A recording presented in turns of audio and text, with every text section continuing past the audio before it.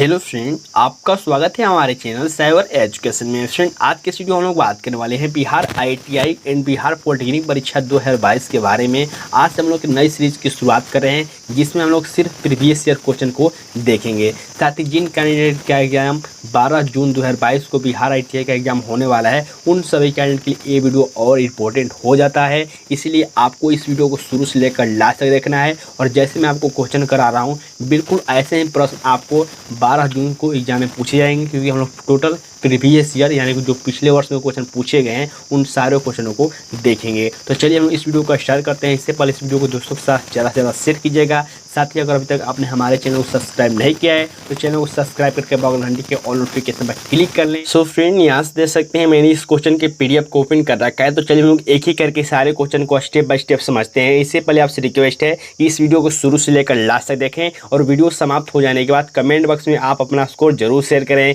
कि आपने कितने क्वेश्चन का राइट आंसर दिया हुआ है। साथ ही मैं एक बात और मेंशन कर दूं कि अगर आप इस क्वेश्चन का पीडीएफ चाहते हैं तो सबसे पहले आपको टेलीग्राम ग्रुप को ज्वाइन कर लेना होगा, जिसका लिंक आपको वीडियो की डिस्क्रिप्शन बॉक्स में देखने को मिल जाएगा। साथ ही मैं एक बात और इंपॉर्टेंट मेंशन कर दूं कि इस वीडियो हम लोग जितने भी क्वेश्चन देखेंगे, सारे जो क्वेश्चन हैं ये आपको प्रीवियस ईयर के हैं, यानी कि जो भी बिहार आईटीआई के एग्जाम में क्वेश्चन पूछे गए हैं या फिर जो भी बिहार पैरामेडिकल के एग्जाम में पूछे गए हैं, पॉलिटेक्निक के एग्जाम में पूछे गए हैं, सारे जो क्वेश्चन है प्रीवियस ईयर के लिए गए हैं। ठीक है, तो बहुत सारे क्वेश्चन आपको हार्ड भी लग सकते हैं और बहुत सारे कैंडिडेट को ये क्वेश्चन इजी भी लग सकते हैं। इसीलिए आपको वीडियो को यहाँ पे स्टेप बाय स्टेप समझना होगा। ठीक है, तो क्वेश्चन क्या मेंशन किया गया? फर्स्ट क्वेश्चन, निम्नलिखित में से भारत का राष्ट्रीय पेड़ है, यानी कि आपको भारत का राष्ट्रीय पेड़ बताना है। तो भारत का राष्ट्रीय पेड़ क्या है? ये 2020 या 21 में बिहार आईटीआई के एग्जाम क्वेश्चन पूछा गया था कि भारत का राष्ट्रीय पेड़ क्या है। तो भारत का राष्ट्रीय पेड़ आपको है बरगद, जो कि यहाँ से डी ऑप्शन बिल्कुल राइट आंसर हो जाएंगे। ठीक है, बहुत सारे कैंडिडेट यहाँ पीपल या फिर अशोक पर क्लिक कर देंगे अगर जिनको याद नहीं हो, कन्फ्यूजन में होकर। लेकिन मैं आपको यहाँ से एक और इम्पोर्टेंट जानकारी मेंशन कर दूं कि देखिए भारत का राष्ट्रीय पेड़ यहाँ पर पूछा गया था, लेकिन आपके एग्जाम में जो 2020 का एग्जाम 2022 का जो एग्ज़ाम होने वाला है, इस एग्ज़ाम में आपको राष्ट्रीय पक्षी, राष्ट्रीय फल, राष्ट्रीय खेल, पशु, गीत, ये सारे पूछे जा सकते हैं। ठीक है, तो मैं आपका भारत का जो भी राष्ट्रीय प्रतीक है उसको मैं आपको यहाँ पे रिपीट करता हूँ। अगर आपको याद है तो आप हमारे साथ रिपीट कीजिएगा, या अदरवाइज आप इसको सुन सकते हैं। ठीक है, तो मैं आपको रिपीट करता हूँ। भारत का राष्ट्रीय पक्षी क्या है? तो भारत का राष्ट्रीय पक्षी मोर है। भारत का राष्ट्रीय पुष्प यानी कि भारत का राष्ट्रीय फूल कौन सा है? तो वो कमल है। भारत का राष्ट्रीय जो नदी है वो कौन सा है? वो गंगा नदी है। भारत का राष्ट्रीय जीव कौन सा है? तो वो है डॉल्फिन। भारत का राष्ट्रीय पशु कौन सा है? तो वो है बाघ। ठीक है, और राष्ट्रीय फल कौन सा है भारत का? तो वो है आम। और भारत का राष्ट्रीय खेल क्या है? ये है हॉकी। तो देखिए इन सारे बातों का आपको याद होना चाहिए। भारत का जितने भी राष्ट्रीय प्रतीक है इन सारे बातों को याद रखेंगे, यहाँ से क्वेश्चन पूछे जा सकते हैं। ठीक है, नेक्स्ट क्वेश्चन देखिए मेंशन किया गया है, झूलन गोस्वामी निम्न में से किस खेल में अवार्ड दिया गया था? यानी कि झूलन गोस्वामी को किस खेल में अवार्ड दिया गया था? देखिए झूलन गोस्वामी क्रिकेट महिला कि बहुत ही फेमस खिलाड़ी हैं, जिनका संबंध पश्चिम बंगाल से है और इन पर अभी बायोपिक भी बन रही है 2022 में। इसलिए इस बार भी इनका क्वेश्चन आने का संभावना बहुत ही इंपॉर्टेंट है, इनसे संबंधित, झूलन गोस्वामी से संबंधित। इसलिए आपको झूलन गोस्वामी के बारे में आपको बिल्कुल अच्छी तरह से मालूम होना चाहिए। कभी कभी स्टेट भी पूछ लिया जाता है कि झूलन गोस्वामी किस राज्य से संबंधित है। ठीक है, तो बिल्कुल आपको याद रखना है, वेस्ट बंगाल, और ये क्रिकेट से संबंधित है, ये फास्ट बॉलर है। ठीक है, नेक्स्ट क्वेश्चन देखिए मेंशन किया गया है, निम्न में से किस महान व्यक्ति को बाबूजी उपनाम से पुकारा जाता है? तो मैंने आपको पहले भी बहुत सारे क्वेश्चन कराए हुए हैं और मैंने बोला था कि उपनाम से संबंधित बहुत सारे क्वेश्चन पूछे जाते हैं, जैसे कि सीमंत गांधी किसे कहते हैं? तो खान अब्दुल गफ्फार खान को हम लोग सीमंत गांधी कहते हैं। इसी तरह से राष्ट्रपिता किसे कहते हैं? तो महात्मा गांधी को राष्ट्रपिता कहा जाता है। तो मैंने आपको बहुत सारे उपनाम करा रखे हैं और मैंने आपको बताया था कि लूसेंट के माध्यम से या फिर किसी बुक के माध्यम से आप इन सारे उपनामों को पढ़ लीजिएगा। ठीक है, ये भी क्वेश्चन रिपीट हुआ है, ये भी क्वेश्चन आपको पूछा गया है बिहार आईटीआई के एग्जाम में। ठीक है, तो क्वेश्चन क्या पूछा गया है कि बाबूजी के उपनाम से किससे पुकारा जाता था? तो ये है जगजीवन राम। ठीक है, जो कि यहाँ से ए ऑप्शन बिल्कुल राइट आंसर हो जाएंगे। अब देखिए कुछ व्यक्तियों के नाम बता रहा हूँ जिनके उपनाम आपको याद रखना चाहिए, क्योंकि ये बिहार से संबंधित है। ठीक है, तो सबसे पहले तो आपको याद रखना है कि बिहार केसरी किसका उपनाम है। मैं फिर से रिपीट करता हूँ, बिहार केसरी किसका उपनाम है? तो ये डॉक्टर श्री कृष्णा सिंह का उपनाम है बिहार केसरी, इन्हें हम लोग कहते हैं। बिहार गांधी किसे कहा जाता था, तो बिहार का गांधी या फिर बिहार गांधी ये डॉक्टर राजेंद्र प्रसाद को कहा जाता है। और डॉक्टर राजेंद्र प्रसाद का संबंध बिहार के किस जिले से है, तो ये सिवान जिले से है। साथ ही आपको याद रखना है कि बिहार भूपति किसे कहा जाता था या फिर किसका उपनाम है, तो यह है अनुग्रह नारायण सिंह। ठीक है, तो बहुत सारे आपको उपनाम याद करने की जरूरत है क्योंकि यहाँ से भी क्वेश्चन पूछे जाते हैं। नेक्स्ट क्वेश्चन देखिए, मेंशन किया गया सर्वप्रथम बैंकों का राष्ट्रीयकरण कब किया गया था।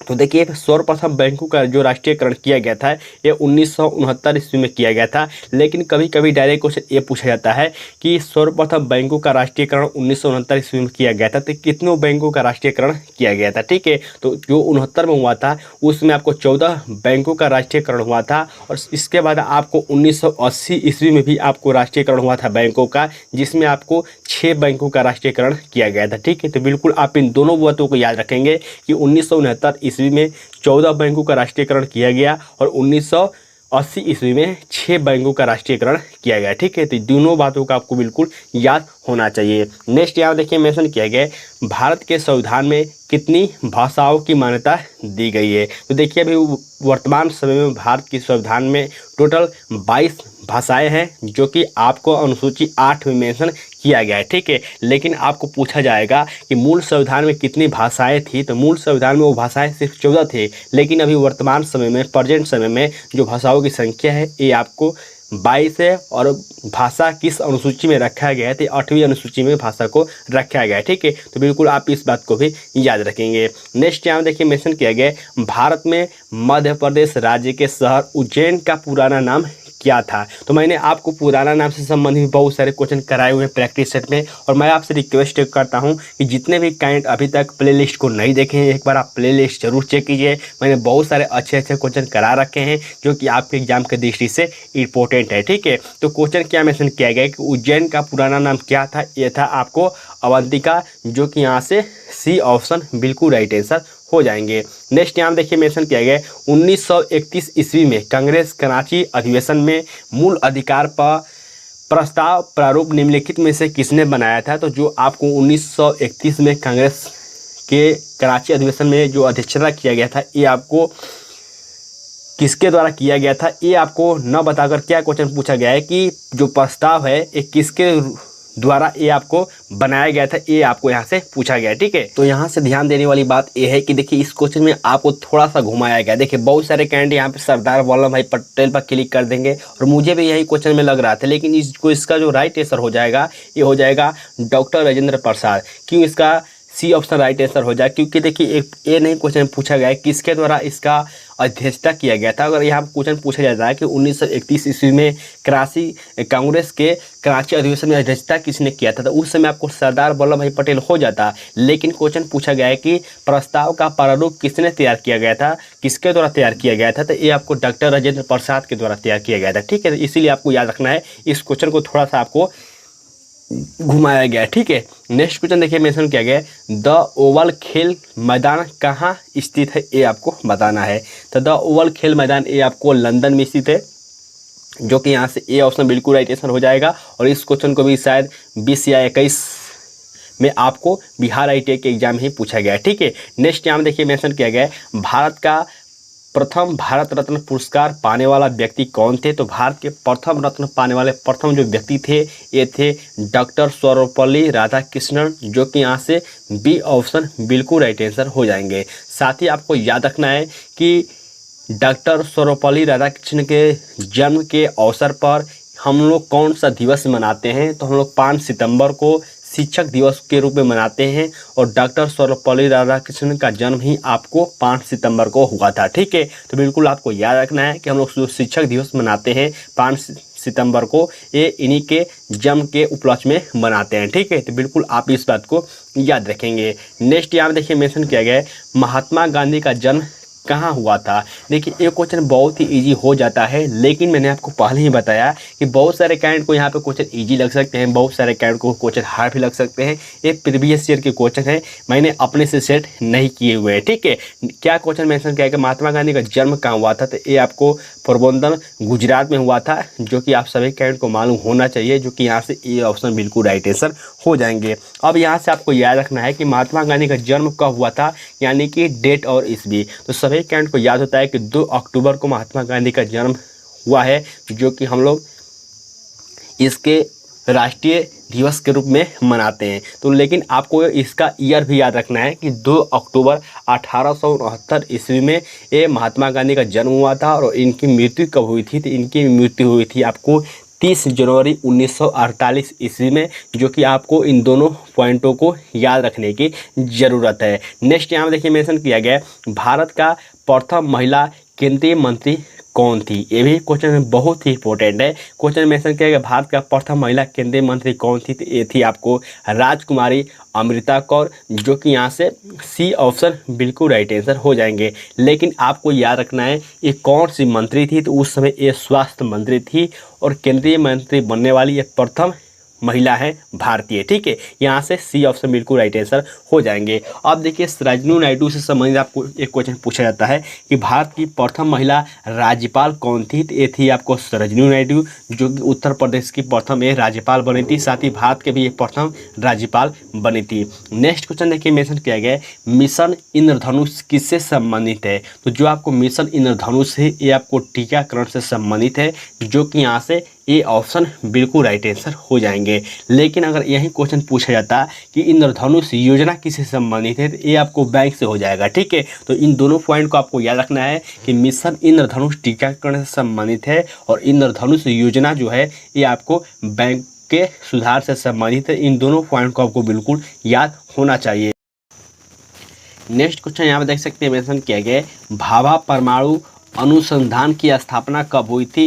ये आपको मैंने बहुत सारे क्वेश्चन इसके बारे में करा रखा है, साथ ही मैंने आपको बताया था कि भाभा परमाणु अनुसंधान, पद्म पुरस्कार, भारत रत्न, इन चारों की जो स्थापना है या फिर जो शुरुआत है ये आपको 1954 ईस्वी में हुआ है। और मैंने आपको बताया था कि 1 ईस्वी से आपको बहुत सारे घटनाओं को याद करके ऐसे आपको रिवाइंड करना है, ताकि सारे एक ही साथ याद हो जाए। कैसे, जैसे कि यहाँ पर क्वेश्चन मेंशन किया गया है कि भाभा परमाणु अनुसंधान की स्थापना कब हुआ था, ये हुआ था 1954 ईस्वी में। 1954 ईस्वी में और कौन कौन सी घटना हुई है, तो भारत रत्न की शुरुआत आपको 1954 ईस्वी में हुई थी।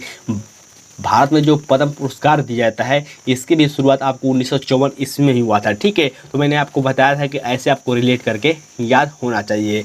नेक्स्ट यहाँ देखिए मेंशन किया गया है अशोक किसका उत्तराधिकारी था। मैंने इसको भी बहुत सारे क्वेश्चन बता रखे हैं मौर्य वंश के बारे में। और देखिए प्रीवियस ईयर का क्वेश्चन मैंने आपको बताया था कि गौतम बुद्ध हो गए, जैन धर्म हो गया, बौद्ध धर्म हो गया, मौर्य वंश हो गया, ये जो टॉपिक होते हैं एवरग्रीन टॉपिक होते हैं, यानी कि यहाँ से हमेशा क्वेश्चन बनते ही बनते हैं। तो क्वेश्चन मेंशन किया गया है कि अशोक किसका उत्तराधिकारी था। तो जो अशोक था ये आपको बिंदुसार का उत्तराधिकारी था। बहुत सारे कैंडिडेट यहाँ पे बिंबिसार और बिंदुसार में कन्फ्यूजन में हो जाते हैं, तो बिल्कुल आपको याद रखना है कि ये जो अशोक था बिंदुसार का उत्तराधिकारी था, यानी कि अशोक का जो पिता का नाम था ये आपको बिंदुसार था, ठीक है।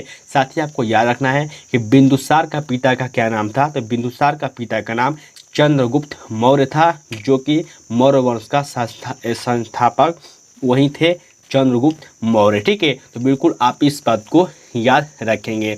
नेक्स्ट यहाँ देखिए मेंशन किया गया है ब्रह्मा समाज के संस्थापक कौन थे। तो देखिए यहाँ से भी बार बार क्वेश्चन पूछे जाते हैं कि ब्रह्मा समाज के संस्थापक कौन थे, या फिर आपको पूछ लिया जाता है कि आर्य समाज के संस्थापक कौन थे, रामकृष्ण मिशन के संस्थापक कौन थे। तो मैं आपको सारा यहाँ पर पॉइंट कवर करा देता हूँ जो कि आपको याद होना चाहिए, ठीक है। तो सबसे पहले हम लोग बात करते हैं कि ब्रह्मा समाज की स्थापना किसने की थी या फिर संस्थापक कौन थे। ये थे आपको राजा मोहन राय, जो कि 1828 ईस्वी में 1828 ईस्वी में इन्होंने ब्रह्मा समाज की स्थापना किया था 1828 ईस्वी में। ठीक है, तो कभी कभी आपको वर्ष भी पूछ लिया जाता है। ठीक है, साथ ही आपको याद रखना है कि आर्य समाज की स्थापना किसने किया था। तो आर्य समाज की स्थापना आपको दयानंद सरस्वती के द्वारा किया गया था और रामकृष्ण मिशन की स्थापना आपको स्वामी विवेकानंद के द्वारा किया गया था। साथ ही आपको यहाँ से एक पॉइंट और याद रखना है कि 12 जनवरी को हम लोग राष्ट्रीय युवा दिवस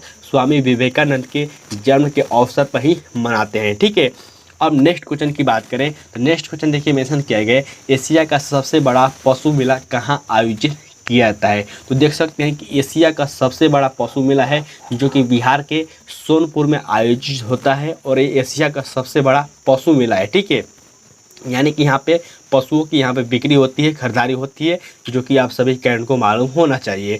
नेक्स्ट यहाँ देखिए मेंशन किया गया है, निम्नलिखित में से कौन सा लोक नृत्य उड़ीसा से संबंधित है। तो देखिए आपको जो नृत्य है यहाँ से भी क्वेश्चन पूछे जाते हैं, नृत्य कौन सा है, संबंधित है किस राज्य से।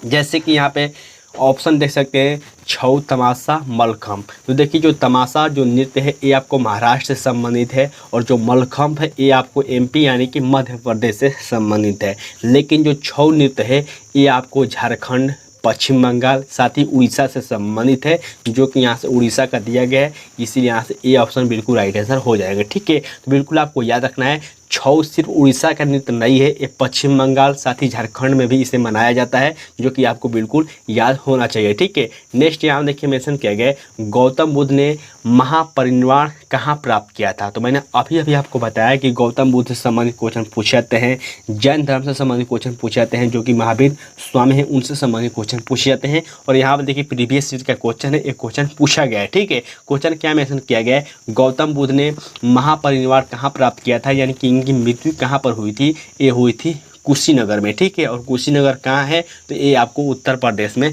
स्थित है। इनका जन्म कहाँ हुआ था तो ये जन्म इनका लुम्बिनी नेपाल में हुआ था। इन्होंने अपना प्रथम उपदेश कहाँ दिया था तो ये जो अपना प्रथम उपदेश दिए थे ये आपको सारनाथ, वाराणसी या फिर उत्तर प्रदेश में दिए थे। और इनका जो ज्ञान की प्राप्ति हुई थी ये आपको बोध गया बिहार में हुआ था। ठीक है, इन सारे बातों को आपको बिल्कुल याद होनी चाहिए। नेक्स्ट यहाँ देखिए मेंशन किया गया है, महाबली गंगा किस देश की सबसे बड़ी नदी है। तो महाबली जो गंगा है श्रीलंका की सबसे बड़ी नदी है और श्रीलंका के बारे में आपको अच्छी तरह से पढ़ के जाना है, क्योंकि हाल ही में श्रीलंका दिवालिया अपना घोषित कर लिया है और श्रीलंका हाल ही में बहुत ही चर्चा में रहा है, इसलिए आपको श्रीलंका बहुत ही इम्पोर्टेंट हो जाता है।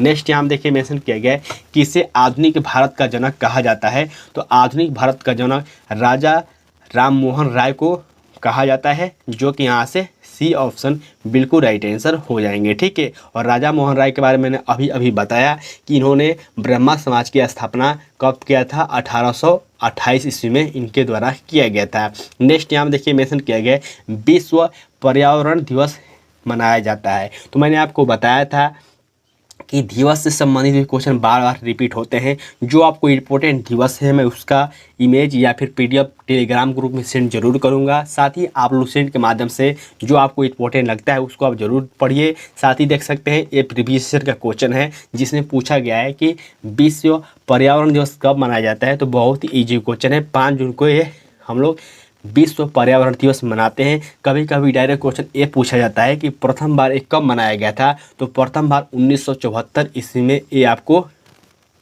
विश्व पर्यावरण दिवस मनाया गया था। ठीक है, अब देखिए हम लोग ऑप्शन को देखते हैं। तो देखिए 2 अक्टूबर का आपको सभी कैंडिडेट को मालूम होगा कौन सा दिवस मनाते हैं। तो 2 अक्टूबर को महात्मा गांधी जयंती मनाते हैं, आप सभी कैंडिडेट को याद होगा। अहिंसा दिवस मनाते हैं। साथ ही आपको याद रखना है कि 19 नवंबर को कौन सा दिवस मनाया जाता है। तो 19 नवंबर को शौचालय दिवस, साथ ही पुरुष दिवस भी आपको 19 नवंबर को ही मनाया जाता है। तो बिल्कुल आप इस बात को याद रखेंगे। नेक्स्ट यहाँ देखिए मेंशन किया गया है, किस संवैधानिक संशोधन द्वारा मध्यधिकार की उम्र 21 वर्ष से घटाकर 18 वर्ष कर दी गई है। तो ये भी क्वेश्चन बहुत ही इंपॉर्टेंट है। ये बिहार ITI के एग्जाम में क्वेश्चन तो पूछा ही गया है, लेकिन और बहुत सारे अलग अलग एग्जामों में इस क्वेश्चन को पूछा जाता है। इसका जो राइट आंसर हो जाएगा ये हो जाएगा 61वां संविधान संशोधन में। ये आपको संविधान संशोधन किया गया था, जो कि कब किया गया था। तो ये आपको किया गया था 1889 ईस्वी में, सॉरी 1989 ईस्वी में, ठीक है, 1989 ईस्वी में ये आपको किया गया था, जो कि आपको बिल्कुल याद होना चाहिए, ठीक है। कभी कभी ईयर भी पूछ लिया था, इसलिए मैंने आपको उसको भी बता दिया। नेक्स्ट यहाँ देखिए मेंशन किया गया है संविधान सभा के अस्थायी अध्यक्ष कौन थे। तो संविधान सभा के अस्थायी जो अध्यक्ष थे ये आपको सच्चिदानंद सिन्हा थे, और जो इसके अस्थायी अध्यक्ष थे वो आपको डॉक्टर राजेंद्र प्रसाद थे, ठीक है। तो बिल्कुल आपको याद रखना है कि जब भी क्वेश्चन पूछा जाएगा कि संविधान सभा के अस्थायी अध्यक्ष कौन थे, तो उसे थे सच्चिदानंद सिन्हा, लेकिन आपको याद रखना है कि जो अस्थायी अध्यक्ष थे ये थे आपको डॉक्टर राजेंद्र प्रसाद, ठीक है। इन दोनों बातों का आपको याद होनी चाहिए। नेक्स्ट यहाँ देखिए मेंशन किए गए स्टैच्यू ऑफ यूनिटी के प्रति श्रद्धांजलि है। तो स्टैच्यू ऑफ यूनिटी मैंने इसके बारे में बता रखा है कि सबसे जो ऊंची इमारत बनी है, मूर्ति बनी है, ये आपको कौन सी है। तो ये है आपको सरदार वल्लभ भाई पटेल की मूर्ति बनी है, जो कि आपको गुजरात में बनी है, केवड़िया में। साथ ही आपको याद रखना है इसकी ऊंचाई कितनी है, तो 182 मीटर है, जो कि नर्मदा नदी पर बनाई गई है। और statue of unity Sardar Vallabh भाई पटेल की श्रद्धांजलि के प्रति बनाई गई है, ठीक है। इसीलिए यहाँ से बी ऑप्शन बिल्कुल राइट आंसर हो जाएंगे, ठीक है। तो बिल्कुल आप इस बात को याद रखेंगे। नेक्स्ट यहाँ देखिए मेंशन किया गया है भारत में स्पीड पोस्ट का आरंभ कब हुआ था। तो मैंने इस क्वेश्चन को भी बहुत बार करा रखा है। भारत में स्पीड पोस्ट की जो शुरुआत हुई थी ये हुई थी 1986 ईस्वी में, जो कि यहाँ से ए ऑप्शन बिल्कुल राइट आंसर हो जाएंगे।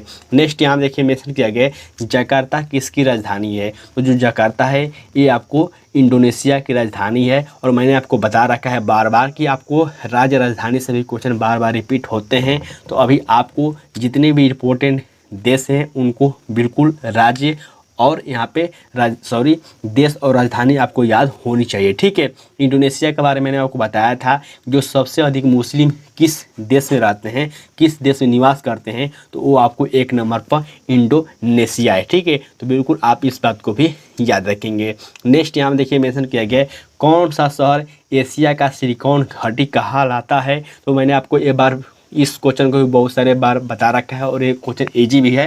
भारत का सिलिकॉन वैली या फिर एशिया का सिलिकॉन घाटी कौन कहलाता है, तो ये है बेंगलुरु। और बेंगलुरु में आपको याद होगा कि इसरो का जो मुख्यालय है बेंगलुरु में ही स्थित है, ठीक है। तो बिल्कुल आप इस बात को भी याद रखेंगे।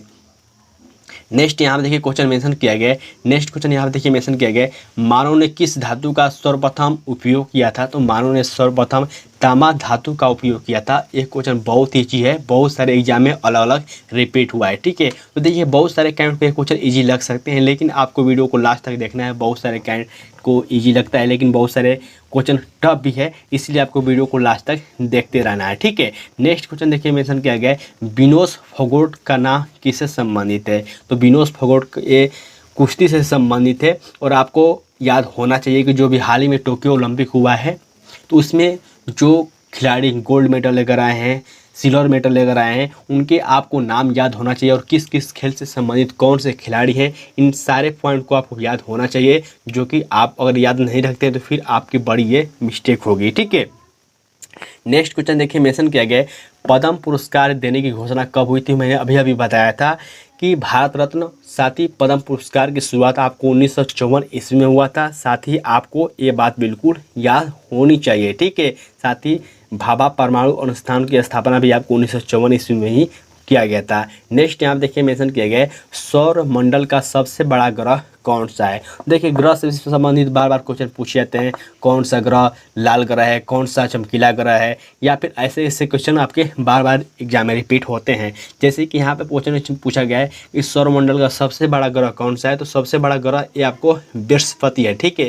साथ ही आपको याद रखना है कि लाल ग्रह हम लोग किसे कहते हैं। तो लाल ग्रह हम लोग मंगल ग्रह को कहते हैं। साथ ही आपको याद रखना है कि भोर का तारा या फिर सांझ का तारा हम लोग शुक्र ग्रह को कहते हैं, और सबसे चमकीला ग्रह भी आप लोग शुक्र को ही कहते हैं। तो बिल्कुल आप इन बातों को याद रखेंगे। नेक्स्ट यहाँ देखिए मेंशन किया गया अंतर्राष्ट्रीय महिला दिवस कब मनाया जाता है। ये भी क्वेश्चन बहुत ही इंपॉर्टेंट है, और बहुत सारे एग्जामों में इसको पूछा गया है। अंतर्राष्ट्रीय महिला दिवस ये आपको 8 मार्च को मनाया जाता है, जो कि यहाँ से ए ऑप्शन बिल्कुल राइट आंसर हो जाएंगे। साथ ही आपको याद रखना है कि विश्व जल दिवस कब मनाया जाता है, तो विश्व जल दिवस आपको 22 मार्च को मनाया जाता है। और विश्व पृथ्वी दिवस कब मनाया जाता है, तो विश्व पृथ्वी दिवस आपको 22 अप्रैल को मनाया जाता है। ठीक है, साथ ही बिहार दिवस भी आपको 22 मार्च को ही मनाया जाता है। तो ऐसे करके जब आप एक ही क्वेश्चन से बहुत सारे क्वेश्चन जब याद करने लगेंगे तो फिर आपका जीके जीएस बहुत ही मजबूत हो जाएगा। और मेरा विश्वास मानिए आपको बिल्कुल ऐसे ही पढ़ाई करनी चाहिए। नेक्स्ट क्वेश्चन देखिए, मेंशन किया गया है निर्मल हृदय इनसे संबंधित जगह थी। तो निर्मल हृदय से संबंधित कौन व्यक्ति थे, तो मदर टेरेसा को निर्मल हृदय का संज्ञा दिया गया था, इनका नाम दिया गया था। यहाँ से बी ऑप्शन बिल्कुल राइट आंसर हो जाएंगे। नेक्स्ट क्वेश्चन यहाँ पे देखिए मेंशन किया गया है कुनोरू हम्पी किस खेल से संबंधित है। तो मैंने अभी आपको बताया कि बहुत सारे खिलाड़ी के नाम देकर ऐसे क्वेश्चन बार बार रिपीट होते ही हैं कि कौन से खिलाड़ी किस खेल से संबंधित है। जैसे कभी हाल ही में आईपीएल हुआ है तो आपसे क्वेश्चन पूछा जा सकता है कि हार्दिक पांड्या किस खेल से संबंधित है। जो क्रिकेट देखते हैं, क्रिकेट खेलते हैं, उनको मालूम होगा कि क्रिकेट से संबंधित है। इसी तरह से बहुत सारे अलग अलग खिलाड़ी के नाम देकर आपको पूछ लिया जाता है। ठीक है, तो यहाँ पर क्वेश्चन पूछा गया है कि कुनोरू हम्पी किस खेल से संबंधित है, तो ये आपको चेस या फिर शतरंज से संबंधित है, जो कि यहाँ से सी ऑप्शन बिल्कुल राइट आंसर हो जाएंगे। नेक्स्ट यहाँ देखिए मेंशन किया गया है कौन सा राज्य तानसेन सम्मान देता है, तो ये आपको तानसेन सम्मान एमपी यानी कि मध्य प्रदेश के द्वारा दिया जाता है, जो कि यहाँ से बी ऑप्शन बिल्कुल राइट आंसर हो जाएंगे। नेक्स्ट यहाँ देखिए मेंशन किया गया है ऑस्ट्रेलिया की राजधानी है। अभी देखिए ऑस्ट्रेलिया के नए पीएम कौन बने हैं, आपको कमेंट बॉक्स में बताना है। और आपको याद रखना है कि ऑस्ट्रेलिया की राजधानी क्या है, तो ऑस्ट्रेलिया की राजधानी है कैनबरा, जो कि यहाँ से ए ऑप्शन बिल्कुल राइट आंसर हो जाएंगे। ठीक है, साथ ही ऑस्ट्रेलिया का भी नए जो पीएम बने हैं, प्रधानमंत्री बने हैं, ये आपको एंथोनी और कुछ उनका नाम है। तो आप वीडियो के नीचे कमेंट करके उनका पूरा नाम जरूर बताइएगा। ठीक है, नेक्स्ट यहाँ देखिए मेंशन किया गया है गिर वन राष्ट्रीय उद्यान कहाँ पर स्थित है। तो जो गिर राष्ट्रीय उद्यान है ये आपको गुजरात में स्थित है। और मैंने आपको बताया है जो इम्पोर्टेंट राष्ट्रीय उद्यान है मैंने आपको पहले ही करा रखा है, फिर भी आपने उस वीडियो को नहीं देखा है तो आपको प्लेलिस्ट में जाकर उस वीडियो को देख लेना है। साथ ही आपको राष्ट्रीय उद्यान से संबंधित क्वेश्चन पूछे ही जाते हैं तो आपको राष्ट्रीय उद्यान अच्छी तरह से पढ़ लेना है। ठीक है, नेक्स्ट क्वेश्चन देखिए मेंशन किए गए महावीर स्वामी का जन्म यहाँ हुआ था, यानी कि महावीर स्वामी का जन्म कहाँ हुआ था, तो ये हुआ था आपको वैशाली में, जो कि यहाँ से ए ऑप्शन बिल्कुल राइट आंसर हो जाएंगे। साथ ही इनका मृत्यु कहाँ हुआ था, तो ये हुआ था, इनका जो मृत्यु है आपको पावापुरी में हुआ था। और इनका जो जन्म है ये आपको वैशाली में हुआ था। साथ ही आपको याद रखना है कि जैन धर्म के 24वें जो तीर्थकर थे ये आपको महावीर स्वामी थे, जो कि आपको बिल्कुल याद होना चाहिए। नेक्स्ट यहाँ देखिए मेंशन किया गया प्रसिद्ध रॉक गार्डन यहाँ पर है। तो मैंने इस क्वेश्चन को भी करा रखा है कि प्रसिद्ध जो रॉक गार्डन है ये आपको चंडीगढ़ में स्थित है। और किसके द्वारा इसका निर्माण किया गया था, तो ये आपको टेकचंद के द्वारा इसका निर्माण किया गया था। ठीक है, तो बिल्कुल आप इन बातों को याद रखेंगे। नेक्स्ट यहाँ देखिए मेंशन किया गया इंद्रप्रस्थ इस शहर का प्राचीन नाम है, यानी कि आपको बताना है कि इंद्रप्रस्थ किस शहर का प्राचीन नाम है, तो ये आपको दिल्ली का प्राचीन नाम है इंद्रप्रस्थ। ठीक है, और मैंने आपको बताया है कि आपको पुराने नाम नए नाम आपको याद होने चाहिए बहुत सारे अलग अलग शहरों के।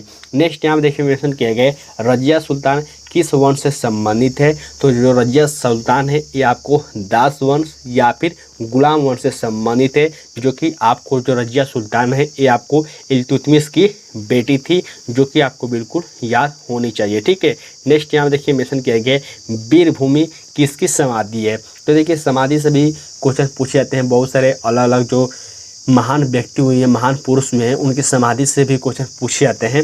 जैसे कि यहाँ पूछा गया है कि वीरभूमि किसकी समाधि है, तो ये आपको राजीव गांधी की समाधि है। और इनकी हत्या 1991 ईस्वी में हुई थी, जो कि आप सभी कैंट को याद होगा। नेक्स्ट यहाँ देखिए मेंशन किए गए पेनिसिलिन की खोज किनके द्वारा किया गया था, तो ये आपको फ्लेमिंग के द्वारा पेनिसिलिन की खोज किया गया था। ठीक है, नेक्स्ट यहाँ देखिए मेंशन किया गया गेटवे ऑफ इंडिया कहाँ स्थित है, तो गेटवे ऑफ इंडिया बहुत सारे कैंडिडेट यहाँ पर दिल्ली पर क्लिक कर देते हैं, बहुत सारे कैंडिडेट यहाँ मुंबई में कन्फ्यूजन होते हैं मुंबई दिल्ली में। लेकिन आपको याद रखना है कि जो गेटवे ऑफ इंडिया है ये आपको मुंबई में स्थित है। ठीक है, लेकिन अगर यही क्वेश्चन पूछा था कि इंडिया गेट, तो इंडिया गेट दिल्ली में है, लेकिन गेटवे ऑफ इंडिया ये आपको कहाँ पर है, ये आपको मुंबई में है। ठीक है, नेक्स्ट यहाँ देखिए मेंशन किया गया है कि इनकलाब जिंदाबाद का नारा किसके द्वारा दिया गया था, तो ये आपको नारा भगत सिंह के द्वारा दिया गया था। और मैंने आपको बहुत सारे इंपॉर्टेंट नारे भी करा रखे हैं और आप रेगुलर हमारे वीडियो देख रहे होंगे जीके जीएस का, तो आपको बिल्कुल ये याद होना चाहिए। नेक्स्ट यहाँ देखिए मेंशन किया गया है मैक नंबर इसकी गति से संबंधित है। तो मैंने आपको बताया है कि मैक नंबर से हम लोग वायुयान यानी कि जहाज़ की हम लोग गति का मापन करते हैं, यानी कि यहाँ से सी ऑप्शन बिल्कुल राइट आंसर हो जाएंगे। नेक्स्ट यहाँ देखिए मेंशन किया गया है रिक्टर स्केल से मापा जाता है। तो रिक्टर स्केल से क्या मापा जाता है, तो ये आपको भूकंप की तीव्रता ये आपको रिक्टर स्केल के द्वारा मापा जाता है। नेक्स्ट यहाँ देखिए मेंशन किया गया मेट्रो सर्वप्रथम यहाँ शुरू हुई थी। तो मेट्रो सर्वप्रथम कहाँ शुरू हुआ था, तो ये आपको 1984 ईस्वी में कोलकाता में शुरू हुआ था मेट्रो। ठीक है, तो बिल्कुल यहाँ से बी ऑप्शन बिल्कुल राइट आंसर हो जाएंगे।